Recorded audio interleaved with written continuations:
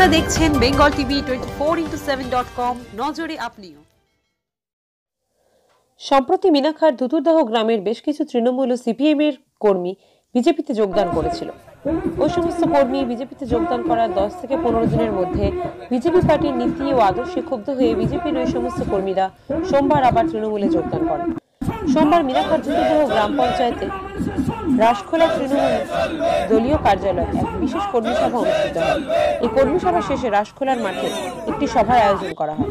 সভায় উপস্থিত ছিলেন মিনাখা ব্লক তৃণমূল কংগ্রেসের সভাপতি আইয়ুব হোসেন গাজী, যুব সভাপতি শরীফুল হক চৌধুরী সহ মিনাখা ব্লক তৃণমূল কংগ্রেসের বেশ কিছু কর্মী সমর্থক।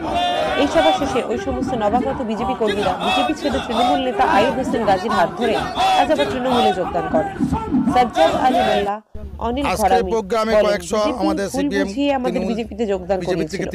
বিজেপিতে যোগদান করার পর এটা মূল উদ্দেশ্য ছিল ও আদর্শে ক্ষুব্ধ হয়ে আমরা আমাদের ভুল আরো সজাগ করতে, আজ আবার আরো উন্নয়নের গতিবিধিকে ত্বরান্বিত করতে আমাদের কর্মী বৈঠক ছিল।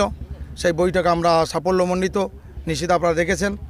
সেই হিসেবে বাংলার মুখ্যমন্ত্রীর যে প্রত্যেকটা মানুষের মানবিক হিসেবে যে সরকারি প্রকল্পগুলো মানুষ পেয়েছে, তার জন্য মানুষ ডাকার আগে এত হাজারে হাজারে মানুষ এখানে উপস্থিত হচ্ছে। কতজন আসলো বিজেপি থেকে? তো 113 জন মতো হবে।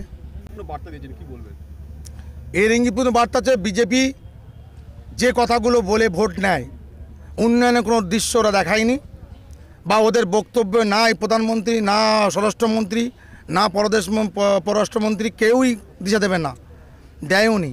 তাদের একটাই জিগির, মানুষই মানে ভেদাভেদ করে একটা অংশের ভোট কেটে দাও, উন্নয়ন দরকার হবে না, মানুষ কষ্টে থাকুক, মরে যাক, দূরে যাক, এটা বিজেপির কোনো দায়িত্ব নেই।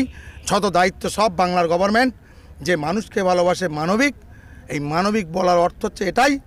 আমরা আশা করি ঠিক ওই মতুয়া সম্প্রদায়দের কথা দিয়েছিল, কথা না রাখার কারণে বাংলার মানুষ তা দেখলো, বাংলার মানুষ এটাই দেখে বললো যে এরা ভাঁওতা, ফ্রেববাজ, ধান্দাবাজ, মিথ্যাবাদী।